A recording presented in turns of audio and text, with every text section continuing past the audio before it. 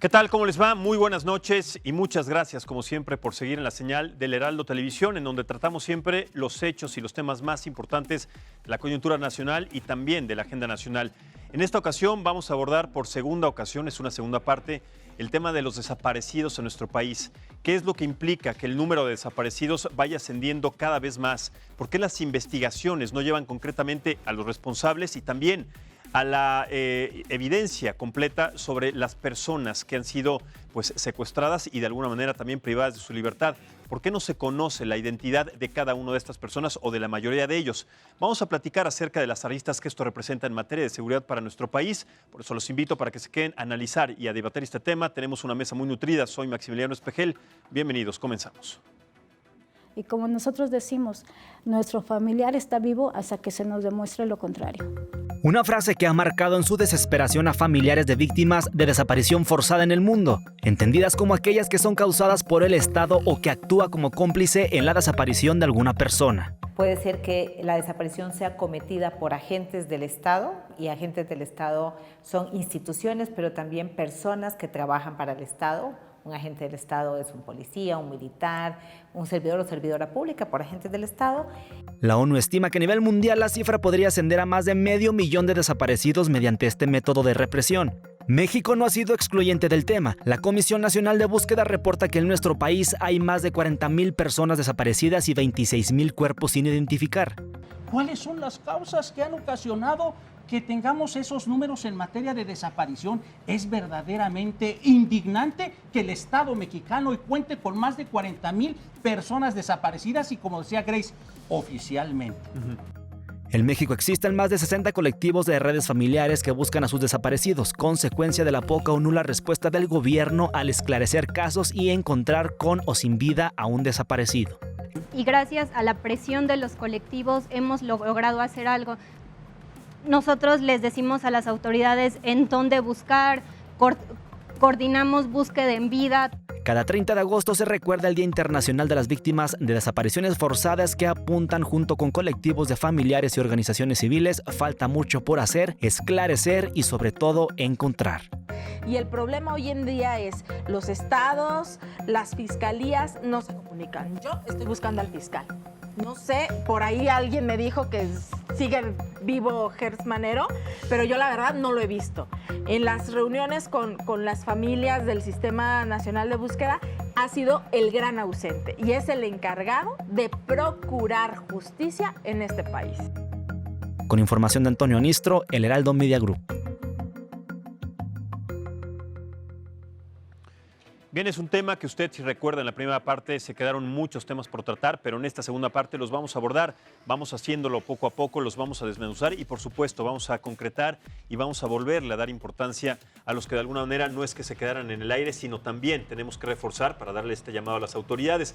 Por eso presento para este tema el día de hoy en esta mesa de análisis político a Grace Fernández. Estuvo también en nuestra mesa, ella es vocera del colectivo Búscame. Bienvenida, Grace, nuevamente a esta mesa. Gracias por la invitación, Maximiliano. Muchísimas gracias. También está con nosotros Carla Quintana, ella es comisionada nacional de búsqueda de personas. Carla, muchísimas gracias por estar en esta mesa y bienvenida. Gracias por la invitación. Muchas gracias. Y finalmente también saludo con mucho gusto a Guadalupe Valenzuela. Ella es dirigente del colectivo Amor, Esperanza y Lucha del Estado de Zacatecas y también es integrante del Movimiento Nacional por Nuestros Desaparecidos. Muchísimas gracias y bienvenida, Guadalupe. Gracias por la invitación. Bien, vamos a empezar entonces con este tema porque es importante también dar información de la primera parte, hacer un breve recorrido de lo que hicimos la primera parte acerca no solamente de las consecuencias, sino de los principales motores que han involucrado a diferentes aspectos o diferentes personajes de la sociedad para que de alguna manera este sea un tema, si lo tengo que decir de esta manera, tabú o con muchísimos adjetivos que incluyen la deshonestidad, la incapacidad para resolver los problemas, la falta de coordinación entre diferentes elementos, entre muchos otros. Entonces, retomando este tema y haciendo este análisis, empiezo contigo, Grace, acerca de lo que se considera, y a partir de la primera parte, más importante que se necesita hacer en materia judicial, en materia penal y también en materia de búsqueda, porque los colectivos son los que se encargan de hacer esto, para tratar poco a poco de solucionar este problema. Bueno, pues para nosotros lo principal es la búsqueda, ¿no? O sea, desde la perspectiva de las víctimas es búsqueda en vida y la identificación de las personas que no tienen una identidad y que tienen años en los servicios médicos forenses. Hagamos una pausa. La identidad de más de 40,000 personas que siguen sin tener identidad, porque es imposible, el DNA es prácticamente imposible de concretar en restos que están calcinados de alguna manera. ¿Cómo se sigue entonces este proceso cuando es prácticamente o científicamente pues muy difícil? Pues justamente ahí es en donde entran los procesos de investigación, porque si no vas a lograr obtener ADN de algún fragmento óseo, entonces lo tienes que complementar o completar completamente con la investigación, ¿no? Y ese es uno de los grandes problemas. Cuando van y se recuperan los indicios, muchas de las fiscalías no recuperan más que los restos óseos y se olvidan de que es una escena del crimen y que pueden encontrar otro tipo de elementos que les pueden dar como casquillos o cualquier accesorio de ropa que puede ser tanto de las personas que fueron asesinadas e incineradas ahí, como de las personas que cometieron ese crimen. Y esa parte es mucha de la que no se cuida cuando se hacen los operativos de búsqueda en campo, ¿no? Correcto.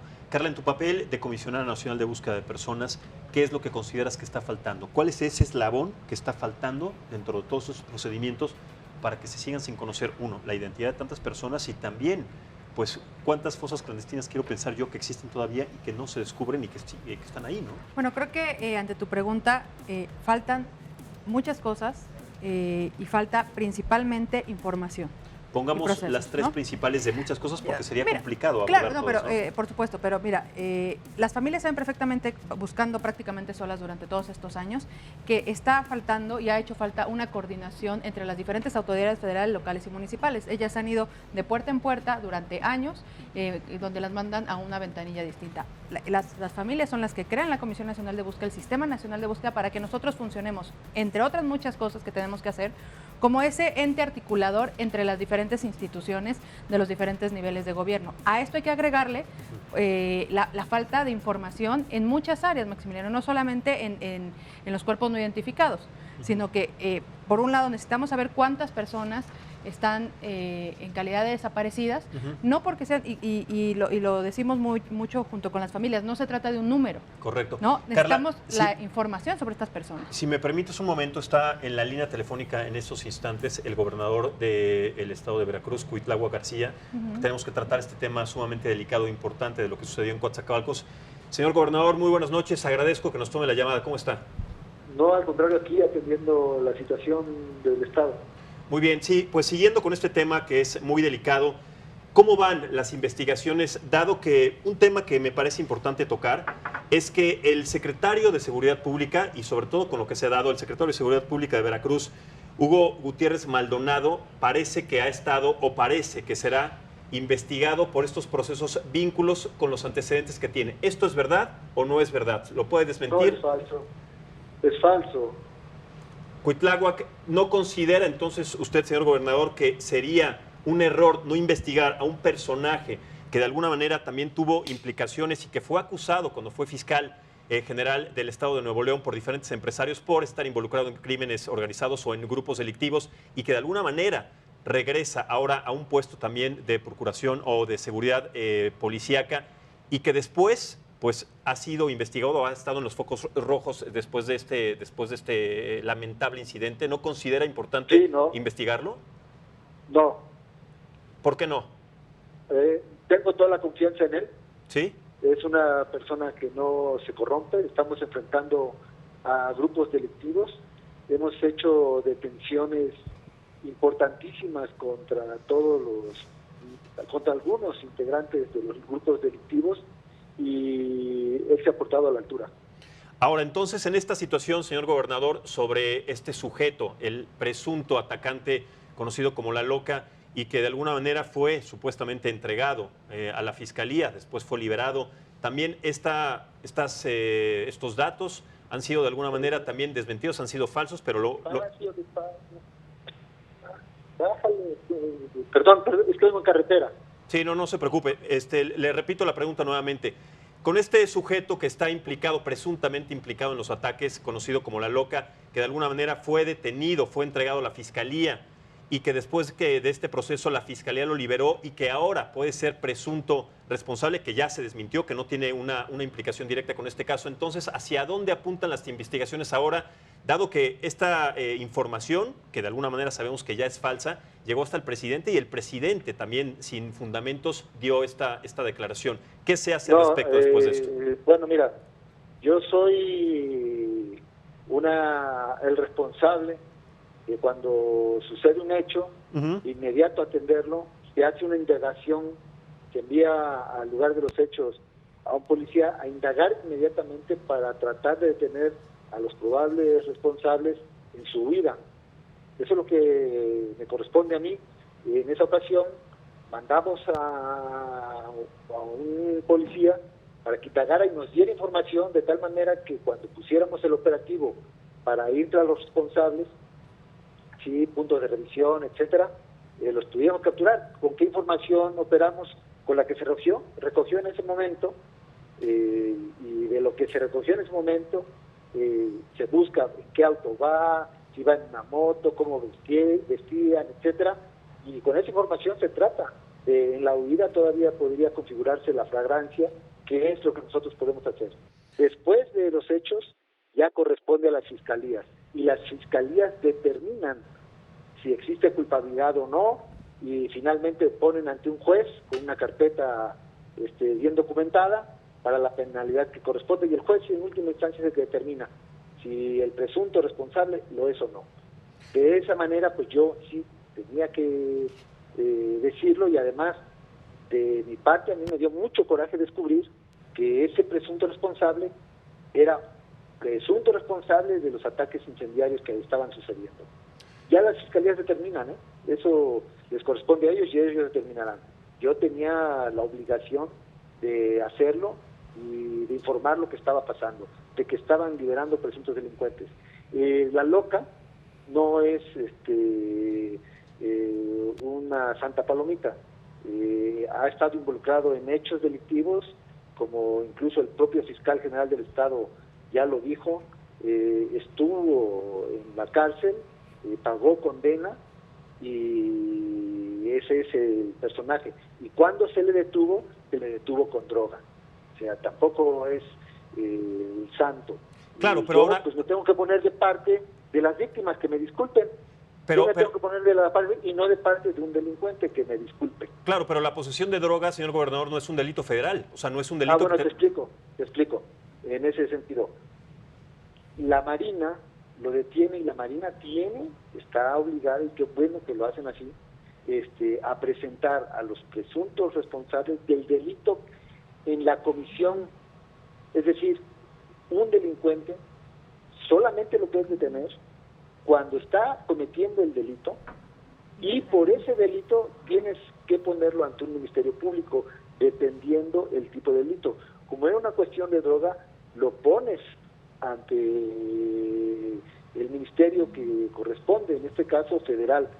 El fiscal regional federal, al ver el tipo de delincuente, presunto delincuente, informa a la Fiscalía General del Estado si en los delitos de su competencia, como el ataque incendiario a comercios, que son competencia de la Fiscalía General del Estado, ¿sí?, está involucrado en alguna carpeta de investigación o algún tipo de delito.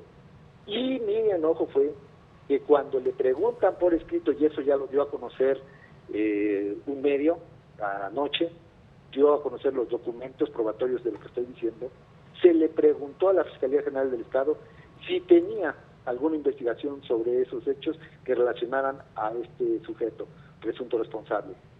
La Fiscalía por escrito contestó que no, y lo liberó de esas responsabilidades. Correcto. Señor gobernador, sabemos, entendemos y además conocemos esta disputa, esta discordia que existe entre el Ejecutivo Estatal... No, a ver, permíteme. No es ninguna disputa, perdón. Bueno, sabemos Aquí que es clara la discordia. Pero hay una es que hay que decirlo claramente. Yo no tengo una disputa con el fiscal. Aquí lo que estoy señalando es una falta. Es una falta de por qué nosotros estamos deteniendo a los delincuentes y por qué los están liberando. O sea, aquí no hay disputa de nada. Bueno, más allá de lo que se dice, de lo que usted, señor gobernador, dice y lo que No, dice el fiscal. Yo tengo pruebas, No, no claro, es lo que digo. Y pero- la prueba está ya en público, es un documento que la FGR dirige a la Fiscalía General del Estado y la Fiscalía, por escrito, contesta que no tiene nada contra ese sujeto. Sí, pero mi punto es el siguiente, señor gobernador. Sí, Más dime. allá de Adelante. de las pruebas que usted tiene, que dice que tiene, y más allá de lo que el fiscal dice también, que Sí. es a lo que yo me refiero, estas palabras, estas declaraciones que discordan, claramente, más allá de Sí, todo claro, lo así técnico, es, sí. a eso me refiero. Sí. En el lado humano y sobre todo como servidor público, en la parte Sí. como miembro de la sociedad, como padre Sí. de familia, en donde se desenvuelve su familia, etcétera, Sí, ¿qué sí. mensaje le puede dar también y sobre todo qué trabajo se está haciendo, qué mensaje le da a la sociedad Sí. veracruzana para que esta situación de incertidumbre, de miedo, de inestabilidad se pueda tratar de esclarecer, sobre todo porque la sociedad está con una desesperanza general? Más allá de su puesto importante como gobernador y como servidor público, insisto, ¿qué mensaje desde el lado humano le puede dar a la sociedad desde aquí para que tengan esa tranquilidad y esa servidumbre, tomando en cuenta que aquí lo que se tiene que hacer es que entre el fiscal y usted se tiene que encontrar una posición de semblanza, o sea, Coincidencia, de de coordinación. coincidencia, exactamente, para que se pueda Sí. lograr una solución sobre un tema sumamente delicado y por el que la sociedad está además pues muy indignada. Usted lo sabe muy bien, señor gobernador. Sí, bueno, primero, número uno, yo siempre me voy a poner del lado de las víctimas. Si alguien se quiere poner del lado de los delincuentes, allá ellos. Pero yo no. Ya basta de tolerar. Yo me voy a poner del lado de las víctimas. Y tan es así que una de las primeras instrucciones, porque se olvidaron de las víctimas, sí, fue irlos a atender. Enviamos la Comisión Estatal de Atención Integral a las Víctimas y se les va a hacer los pagos funerarios. Van 5 asesores jurídicos, una psicóloga, se les está acompañando para la entrega de cuerpos y también en la representación legal por los procesos penales que se sigan en defensa de las víctimas. Eso nosotros lo estamos haciendo, esa es la parte que nosotros debemos hacer. Y para lograr eso, desde el primer inicio de mi gestión, ahora en estos meses, fue incrementar el presupuesto de la comisión, particularmente el fondo de ayuda a víctimas. Eso fue lo que hice y es lo que ahorita se está atendiendo. Estar pendiente en los hospitales, estoy monitoreando la gravedad de los pacientes y estamos atendiendo. Esas son las partes que tengo que hacer y asegurarle a las personas que voy a estar denunciando, ¿sí? Si nosotros detenemos a un delincuente y las fiscalías lo sueltan, yo lo voy a hacer ya público, porque ya no voy a tolerar más que por minucias legales y que si tú y que si yo, basta, ¿sí? Y aquel que lo libere, que se somete a investigación, tal como lo dice el presidente de la República. Correcto, consideramos que hay problemas mucho más serios que atender, que se tienen que generar alianzas, que se tienen que generar pues estas partes de encuentro entre cualquier miembro del gobierno de Veracruz, la Fiscalía justamente del Estado de Veracruz, entre usted, todas las personas allegadas, para encontrar una solución, no solamente para solucionar este tema, para encontrar a los responsables, sino en un futuro también darle esa certeza, esa esperanza, esa seguridad al pueblo veracruzano que en este momento pues tiene miedo de salir a las calles. Así que bueno, sus palabras entonces, señor gobernador, serán tomadas en cuenta y este mensaje es importante y insisto, desde el lado humano, más allá del servidor público que usted es y que está ahí justamente con ese poder que le otorgó precisamente el pueblo para solucionar estas situaciones y generar certidumbre. Muchísimas gracias por tomar la llamada, señor gobernador Cuitláhuac. No, al contrario, y te comento, vamos a hablar con los responsables, que las fiscalías hagan su trabajo, yo voy a ir tras los responsables. Correcto, pues estaremos al pendiente justamente de esta investigación, de que se dé con los responsables y que verdaderamente esa información no solamente sea real, sino que además, como usted lo dice, sean pruebas contundentes para establecer a qué grupos delincuenciales, cuál fue el motivo y además qué fue lo que los llevó, lo que los motivó a cometer este ataque brutal, vergonzoso y sumamente lacerante para la sociedad mexicana. Nuevamente, insisto, señor gobernador, muchísimas gracias y buenas noches. No, al contrario, un gusto saludarte. Gracias, igualmente. Bueno, tenemos que hacer esta pequeña pausa porque es una situación de la que tenemos que hablar y que de alguna manera, pues también no es que esté relacionada con los desaparecidos en México, pero es un acto criminal como sucede en muchos en nuestro país y que en muchos casos, sí, no se entiende cuál es la razón y además no se encuentra tampoco pues una solución al final. No se encuentran a los cuerpos, no se encuentran a las personas, en este caso desafortunadamente sí, pero los crímenes ya están hechos y estamos hablando de miles y miles de personas desaparecidas. Vamos a regresar entonces a este punto sobre lo que estabas diciendo, Carla. Sí, te comentaba, efectivamente, y las familias lo saben muy bien, con todos estos años que llevan caminando prácticamente solas, decía yo, hay una falta, uno, de coordinación entre las diferentes autoridades, dos, hay una falta de información, ¿no? Y la poca información que hay, muchas veces no sabemos bien de la calidad de la fuente, de dónde está viniendo. Entonces, ¿qué es lo que hacen las familias tras una lucha de varios años? Logran que se cree la ley en materia de desaparición forzada y por particulares, logran que se cree la Comisión Nacional de Búsqueda, las comisiones locales de búsqueda, para que hagamos, entre otras muchas cosas, insisto, que hacemos, como ente articulador entre las familias y las otras y las demás autoridades para un objetivo común, que es la búsqueda de personas desaparecidas y encontrarlas. Aquí sí quiero decir, Maximiliano, que hay una diferencia. En México, a diferencia de muchas partes, la gran mayoría de países en el mundo, se divide la búsqueda de la investigación. Claro que hay una línea gris, yo diría una franja, no una línea, una franja gris entre cuándo dejas de buscar y empiezas a investigar o cuándo estás investigando y no estás buscando. Por supuesto que hay un lugar donde nos tenemos que juntar. Pero en este momento, porque tú hacías en tu intervención inicial, hablabas de la falta de investigación. En este momento, y Grace hablaba de la primera prioridad es buscarlos y encontrarlos, ¿no? Primero, y el principio número 1 es en vida. Lamentablemente en este país sabemos los grados de violencia, los que hemos tenido en los últimos años, y por supuesto sabemos que una posibilidad también es encontrarlos sin vida. Las familias llevan años caminando, encontrando miles de fosas, son miles de fosas, bueno, estos cuerpos o restos humanos, porque tengo que decir que muchas veces no son cuerpos completos, o como se decía también, restos óseos, pasan a los servicios médicos forenses, a los anfiteatros, y ahí es donde encontramos, y las familias lo han dicho por muchos años, una profunda crisis forense.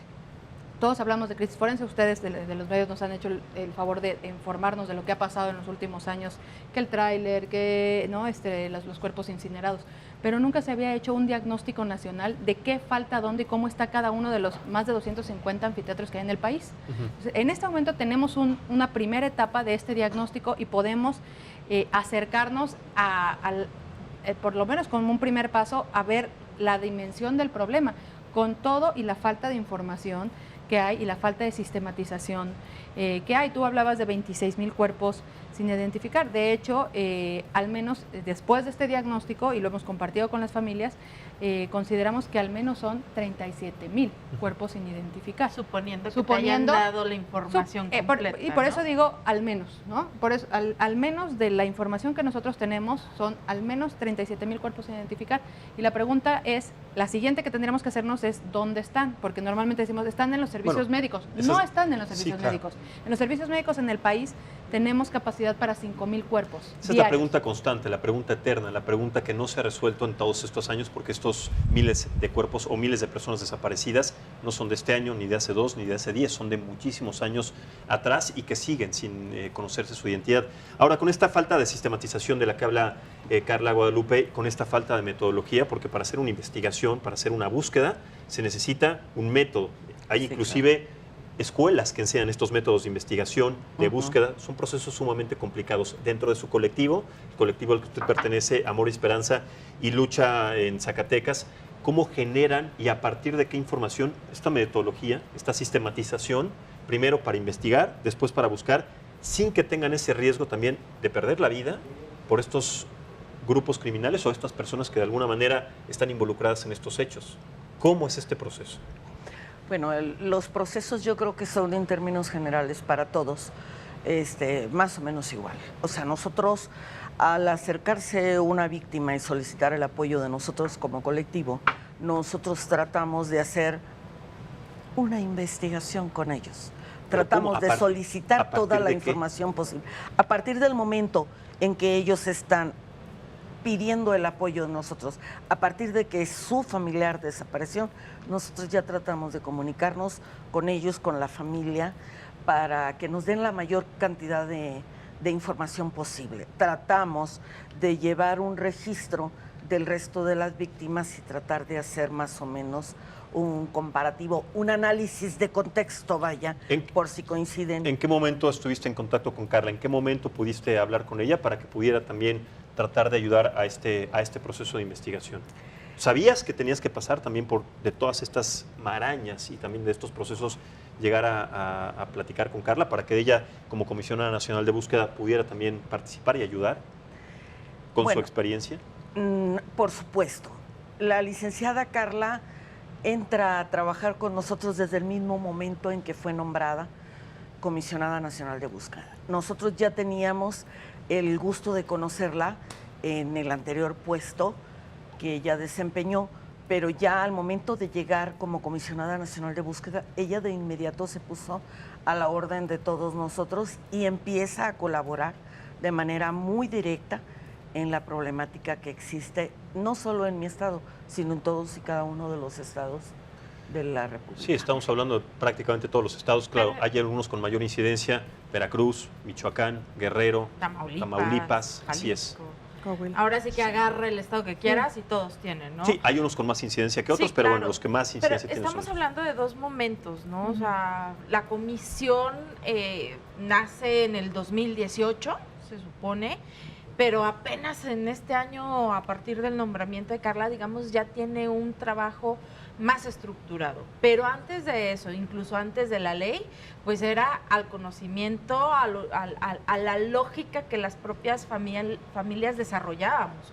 ¿Por qué? Porque los ministerios públicos, y ha sido el discurso de los últimos 12 años, no estaban preparados, no sabían cómo investigar. A eso me refería cuando le preguntaba a Guadalupe cuál es exacto, o sea, entonces, estamos hablando de profesionales.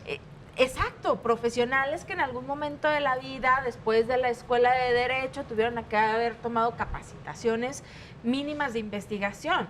Tú si ahorita se te pierde algo, pues le empiezas a preguntar a todo mundo, empiezas a hacer un recorrido de tus pasos para ver dónde fue que se te perdió. En un estado, la Fiscalía del Estado tiene una injerencia y tiene una responsabilidad sobre esto. Los ministerios públicos, la Policía Estatal o Municipal de Estamos hablando pues de muchos... De un sistema. De un sistema que tiene muchos eslabones y que todos están, si no es que todos, algunos o la mayoría corrompidos, están rotos, no hay una capacitación al respecto, no hay el personal adecuado, porque estamos hablando de un sistema que yo veo con muchos pasos, con muchas columnas, pero que están derribadas de alguna manera, y diciéndolo con este ejemplo.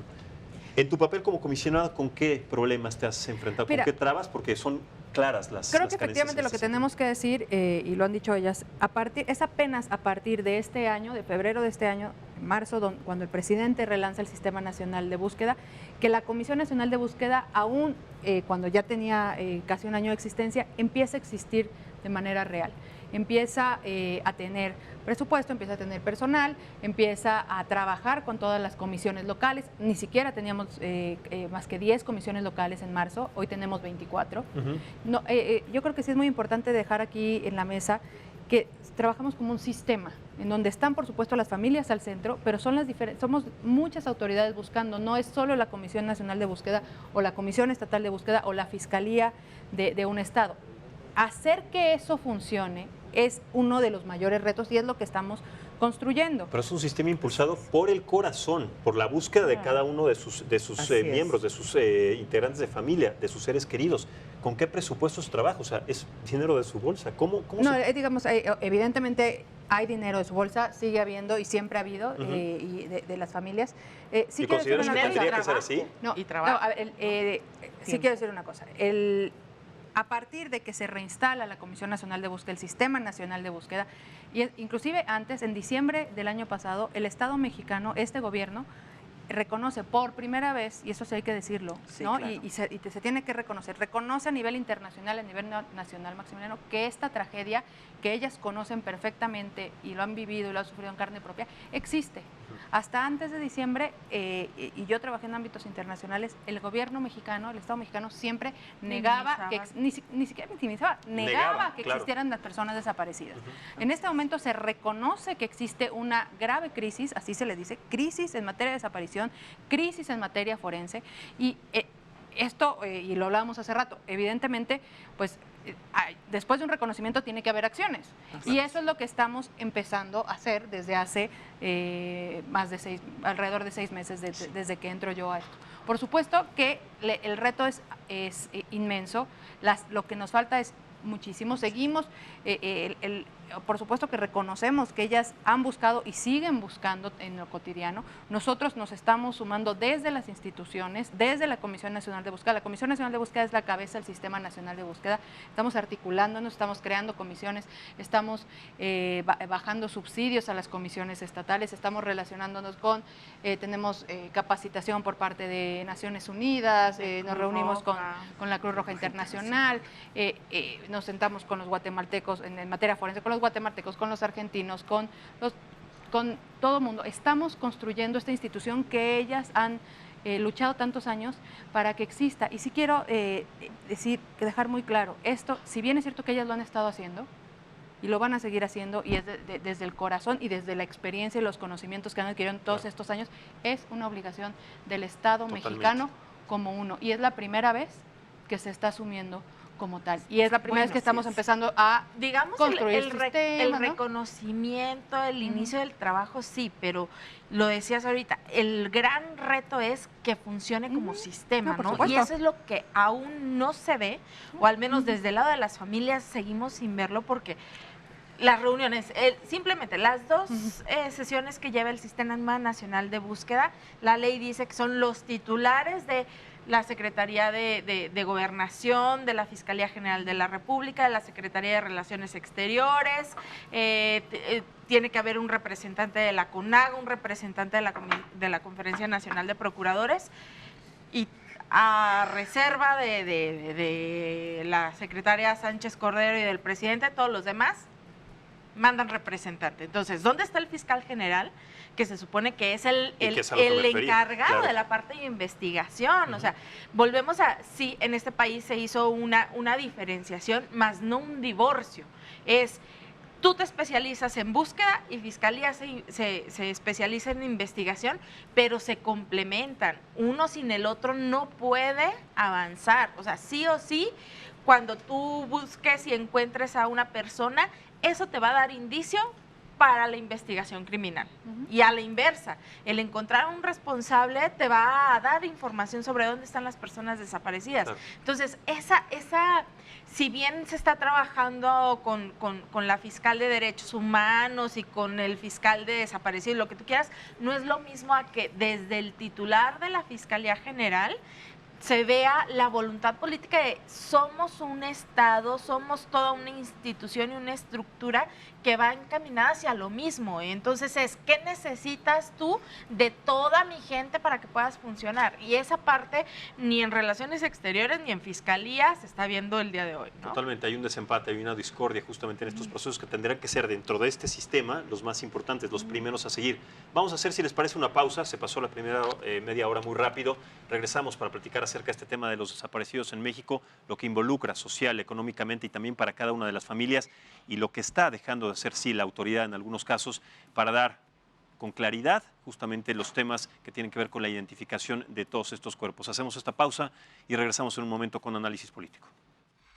Muchas gracias por continuar con nosotros en este programa de análisis político. Hace un momento tuvimos que hacer una pausa en este tema sobre la desaparición de las personas en México para platicar con el gobernador de Veracruz, Cuitláhuac García, acerca de la implicación que tiene directamente el gobierno de Veracruz para dar no solamente con los responsables, sino también para dar claridad a la sociedad y sobre todo también para encontrar un proceso digno y un proceso equivalente entre la Fiscalía y también el gobierno de Veracruz. Es importante para nosotros también dar esta oportunidad de réplica al fiscal general del Estado de Veracruz, que está en la línea telefónica, Jorge Winkler. Jorge, señor fiscal, muchísimas gracias por tomar la llamada. ¿Qué tal, Maximiliano? Buenas noches. Un saludo a ti y a todo el auditorio. Muchas gracias, buenas noches. No sé si tuvo la oportunidad de escuchar las declaraciones que hace un momento hizo el gobernador Cuitláhuac acerca de lo que le pregunté y sobre la implicación, yo se lo quiero preguntar también a usted, sobre la posible implicación que pudiera tener Hugo Gutiérrez Maldonado, que antes inclusive fue cesado como secretario de Seguridad Pública en el estado de Nayarit, acusado por diferentes empresarios de que encabezaba una organización criminal de robo, extorsión, secuestro. Ahora con esas credenciales, y yo lo pregunto, me parece inexplicable que con esos antecedentes llegue ahora a encabezar pues un puesto de seguridad policial al estado de Veracruz, y con estas credenciales el gobernador dice que tiene toda su confianza puesta en Hugo Gutiérrez Maldonado. ¿Qué opina usted, señor fiscal, acerca de esta confianza que le da a este personaje con estos antecedentes, y si en verdad usted considera que habría que investigarlo concretamente sobre este ataque? Bueno, primero que nada, no logré escuchar la entrevista, estábamos trabajando en unos temas de unos dictámenes periciales precisamente del tema de Coatzacoalcos. Segundo, bueno, pues es la opinión del gobernador, él deposita la confianza en la gente que considera debe colaborar con él para hacer un gobierno, es su responsabilidad. Lo que haga bien o lo que haga mal el secretario de Seguridad Pública del Estado de Veracruz le repercute directamente pues, al mandatario, al gobernador. Si lo deben investigar o no, yo te podría decir que la Fiscalía del Estado hay diversas investigaciones por presunta participación de elementos de la Secretaría de Seguridad Pública en ejecuciones extrajudiciales, en desapariciones forzadas y en actos de tortura. Muchos de ellos que están ya documentados y judicializados. Hay elementos de la Policía Estatal que están detenidos por haber participado en esos hechos que se han suscitado en acusaciones muy sólidas por la Fiscalía General del Estado. Correcto, señor fiscal. Entonces, ¿usted considera con estas declaraciones que la Policía Municipal, la Policía Estatal estaría coludida? ¿Existiría esta colusión? ¿Existiría esta asociación con los grupos delictivos por diferentes situaciones como cuáles? ¿Por baja de sueldo? ¿Por qué considera usted que existe este vínculo entre la Policía Estatal y Municipal con estos grupos organizados que podría ser también un eje de investigación a partir de este hecho? Bueno, yo no diría que estén involucrados todos. Lo que yo te puedo decir es que... Bueno, con que esté involucrado uno es gravísimo, ¿no? Aunque esté involucrado uno o dos. En donde hemos podido probar que elementos de la Policía Estatal han participado en estos hechos lamentables, y bueno, algunos son muy públicos, como hace un par de meses cuando pues torturaron y golpearon y robaron y desmembraron armas a un grupo de ciudadanos norteamericanos en un lugar aquí en el estado de Veracruz, que también fue un hecho escandaloso, que tuvo que intervenir la Embajada de Estados Unidos para poner orden. Ahí pues, participaron elementos de la Secretaría de Seguridad Pública, y como ese pues, ha habido otros más.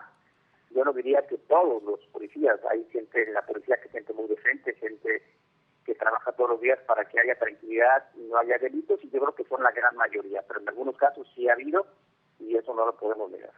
Correcto, señor fiscal. Ahora, y finalmente con esta pregunta, como servidor público, pero además también como servidor público, la misma pregunta se le hizo al gobernador, como ser humano, como habitante, como mexicano, habitante de este país, y sobre todo porque su familia también es parte de la sociedad, sale a las calles y podría estar en riesgo de situaciones como las que vimos desafortunadamente allí en este bar, el Caballo Blanco.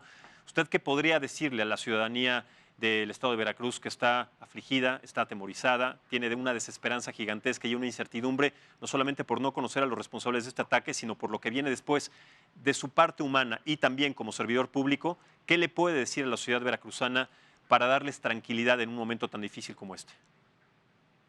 Bueno, les podría decir que habrá justicia, que no habrá impunidad, que la Fiscalía General del Estado está trabajando para identificar a los responsables de este terrible crimen, que estamos trabajando de la mano con la Federación, que ya hay un caso avanzado en materia de indagatoria, que ya tenemos establecido más en relación a qué personas participaron, cuántos sujetos, y qué fue lo que ocurrió y cómo ocurrió. Que habrá resultados a la brevedad y que seguramente detendremos a los responsables. Que confíen también en el señor presidente, que ha estado al pendiente de Veracruz desde siempre, de la mano de las fuerzas federales, y más ahora que hay una nueva estrategia de seguridad pública en el estado de Veracruz. A partir de hace unos días se decidió crear 2 mandos únicos, un mando que va a estar a cargo de la Secretaría de Marina, que va a tener el control y la coordinación de todas las fuerzas de seguridad desde el puerto de Veracruz hasta la frontera con Tabasco, y otro mando único que va a estar desde el puerto de Veracruz hasta la frontera con Tamaulipas a cargo de la Secretaría de la Defensa Nacional. Todas las demás fuerzas que convergen en relación a la tarea de prevención estarán sujetas a esta coordinación, y también nosotros como Fiscalía estaremos colaborando estrechamente tanto con la Secretaría de Marina como con la Sedena para restaurar a la brevedad pues, la seguridad que Veracruz requiere y sobre todo recuperar la paz. Yo confío que esa es la nueva estrategia, en donde ya no tiene a su cargo la seguridad pública el Ejecutivo del Estado, va a ayudar bastante para recobrar los niveles de seguridad que requiere la gente en el estado de Veracruz. Claro, y más allá de trabajar en conjunto con la Marina, con trabajar con la Guardia Nacional en conjunto, ¿no considera usted que también, y tomando en cuenta esta discordia, esta diferencia que existe entre el Ejecutivo Estatal, que encabeza el gobernador Cuitláhuac, y usted, el del Sistema de Procuración de Justicia, no podría encontrarse pues una conjunción, una conciliación para que se pueda trabajar en conjunto y encontrar una solución? Sabemos que esta discordia, este desempate que existe entre usted y el gobernador, que hace un momento lo negó, ¿no sería importante, sobre todo por los mexicanos, por hacer un equipo entre los mexicanos y poder encontrar y solucionar a la postre pues un problema tan grave que se repite pues desafortunadamente en muchas ocasiones? ¿Considera que esto sí sería también prudente? Bueno, Maximiliano, esta pregunta me la han hecho desde ayer, yo creo que no menos de 500 veces.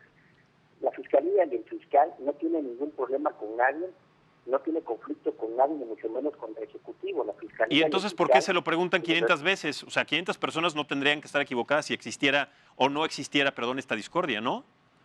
Porque yo hablo a nombre propio. Digo, yo de mi parte no he peleado ni he confrontado. Para pelear se requiere 2 personas, y si hay alguien que tiene la intención de pelear, bueno, se peleará solo. De nuestra parte no, nosotros nos hemos dedicado a trabajar y ahí están los resultados. Siempre hemos extendido la mano para colaborar y ahí están los resultados.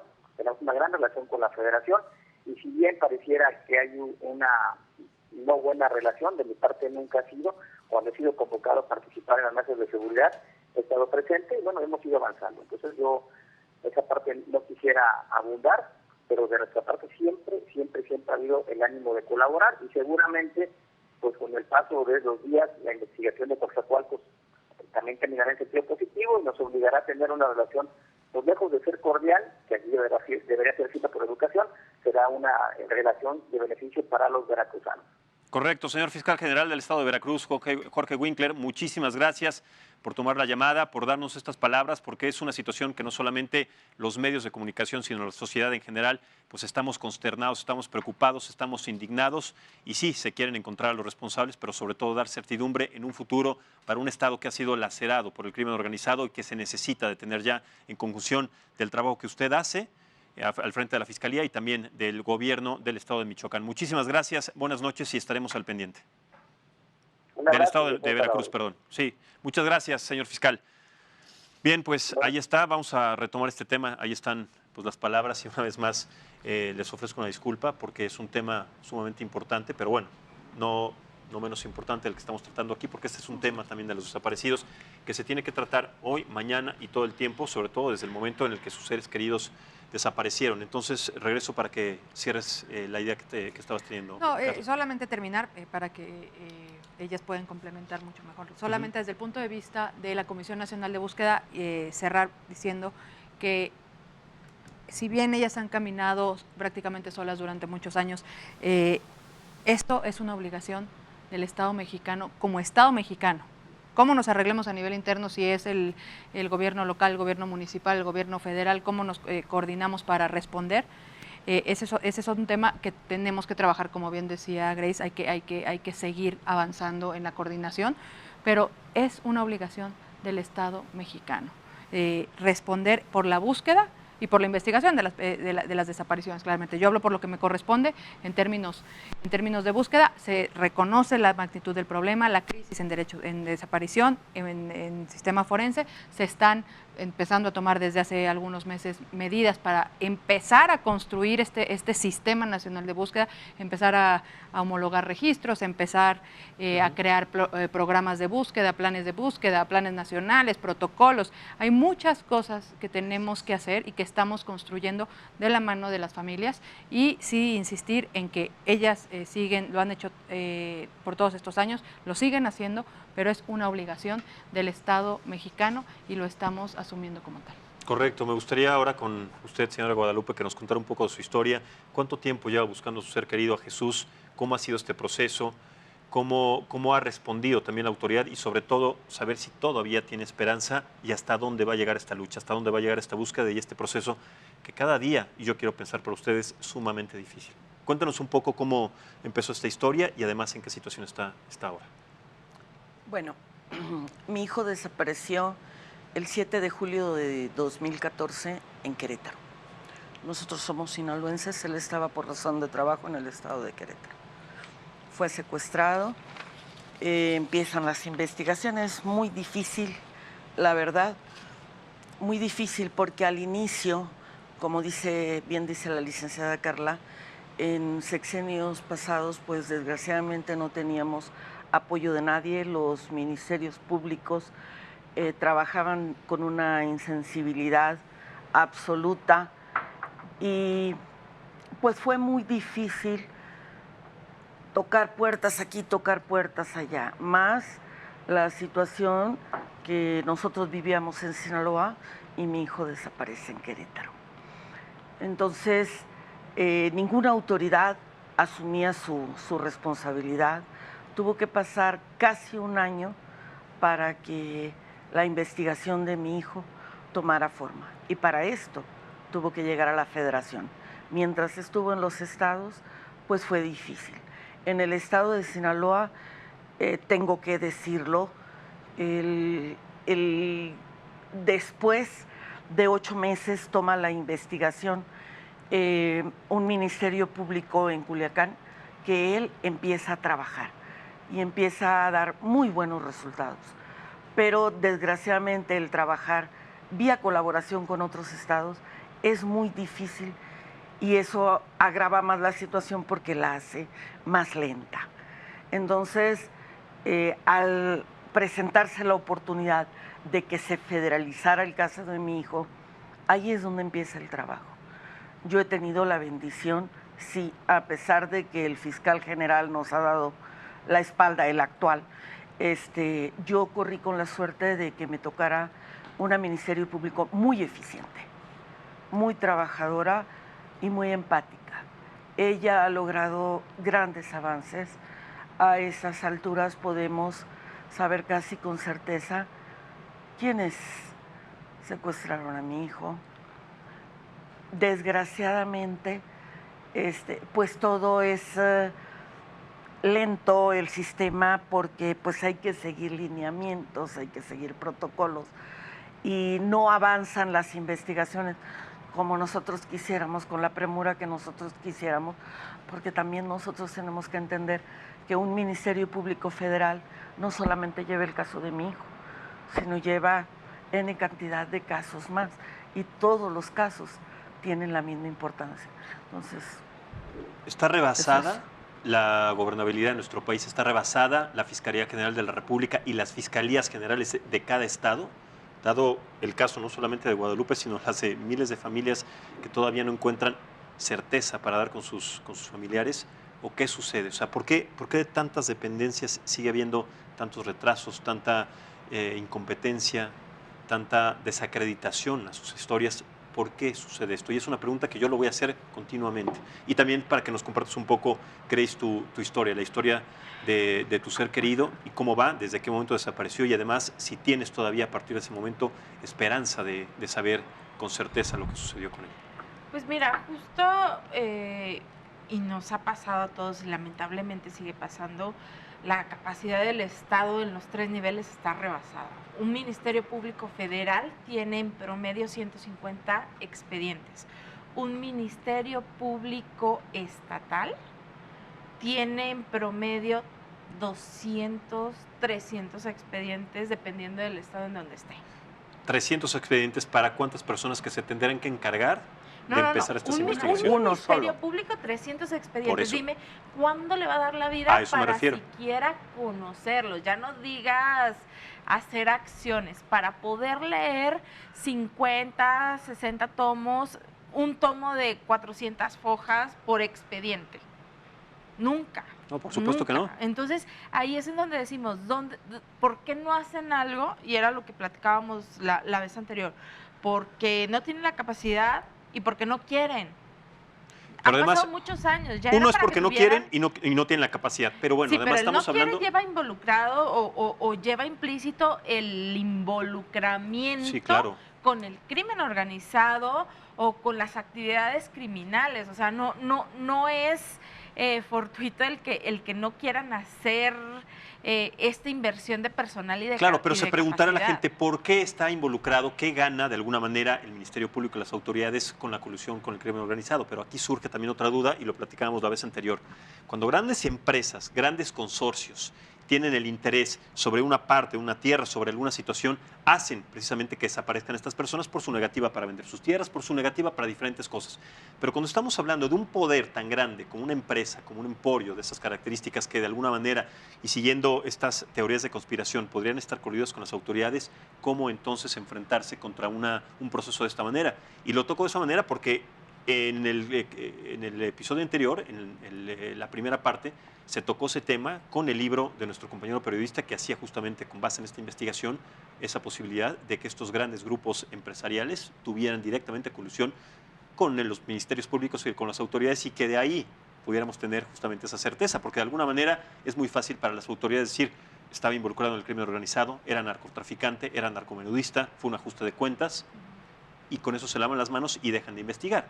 Entonces, tendrían que investigar a partir de otro proceso a estas personas o a estos posibles monstruos industriales que existen para que se pudiera también dar con los responsables o estamos yendo muy lejos. A final de cuentas, hoy en día, y tú lo puedes ver, la Fiscalía Anticorrupción está enfocado en la investigación de los crímenes de cuello blanco, ¿no? Que si la Odebrecht, que si la estafa maestra, pero no hay una investigación de la corrupción que mata, de la corrupción que tiene que ver con negocios de grandes corporaciones, sí también con negocios de crimen organizado, pero que a final de cuentas trae una serie o muchísima sangre por detrás, ¿no?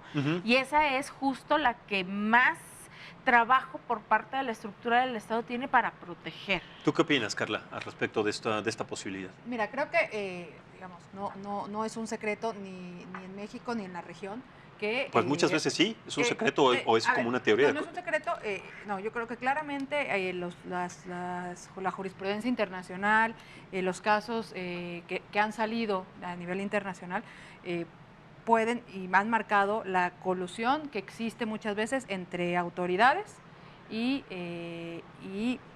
crimen organizado. De hecho, por esa razón, principalmente existe una ley tan amplia. En México es la única ley que es tan amplia en materia de desaparición, justamente por esta razón y por este reclamo totalmente válido y legítimo de las familias, decir, no solo nos podemos limitar a desaparición forzada, aquella cometida por las autoridades, sino abrirla también a particulares. Y ahí en estos dos, una mezcla de lo que hay. También por esa razón existe en la propia ley la obligación tanto de las fiscalías especializadas como de las comisiones de búsqueda de personas desaparecidas de crear unidades de contexto, porque el problema, uno de los muchos problemas que tenemos en el sistema de justicia es que los casos se siguen analizando de manera individual, cuando sabemos que es un problema colectivo, es un problema contextual. Las familias, quienes nos dedicamos, llevamos tiempo dedicándonos a esto, pues por experiencia sabemos en mejor o menor medida los contextos locales, ¿no? Si les preguntas a todas ellas te van a decir, en el noreste opera tal grupo y dependiendo de tal fecha y tiene este modo de operación. En Guerrero es así, en Sinaloa es así, pero eso no es suficiente. Necesitamos, y regreso a lo que decía hace en las primeras intervenciones, no se trata de contar por contar, ¿no? Por supuesto que sabemos que hay dolor detrás y hay muchas familias detrás. Necesitamos tener información, datos. La ciencia de datos nos puede ayudar para tener información en estos contextos para poder responder mejor en una búsqueda y por supuesto que en una investigación. Y ante tu pregunta anterior sobre cómo estamos, por supuesto que tenemos que mejorar como servidores públicos en las diferentes áreas. Por supuesto que hay muchos alegatos de colusión, de corrupción, de falencias en la investigación o en las búsquedas. Eso existe. Pero lo que yo quiero decir es, aun cuando todos los que conformamos el Sistema Nacional de Búsqueda fuéramos los mejores profesionales, los más capacitados, los mejores del mundo en lo que estamos haciendo cada uno en nuestras diferentes instituciones, no somos suficientes. No somos suficientes ante la dimensión del problema, ya lo decía Grace, no solo los ministerios públicos tienen cientos de carpetas que analizar, también los defensores públicos de víctimas, los asesores jurídicos. Cada asesor jurídico lleva aproximadamente, yo trabajé antes dirigía la asesoría jurídica, lleva aproximadamente 150 expedientes de personas desaparecidas. Y solo te pongo un ejemplo, cualquier despacho que medianamente se precie de bueno en materia penal, no permite que uno de sus abogados lleve más de 20 casos. Totalmente, son muchas cosas todavía las que se tienen que hacer. Grace Fernández, muchísimas gracias. Comisionada Carla Quintana, Comisionada Nacional de Búsqueda de Personas. Y finalmente, Guadalupe Valenzuela, muchísimas gracias por sus historias, por su presencia. Seguiremos tocando estos temas, pero sobre todo muchas gracias a ustedes por vernos y escucharnos. Y les recuerdo que mañana se celebra o se conmemora el Día Internacional de las Personas Desaparecidas, las Desapariciones Forzadas. Soy Maximiliano Espejel, muy buenas noches, hasta la próxima.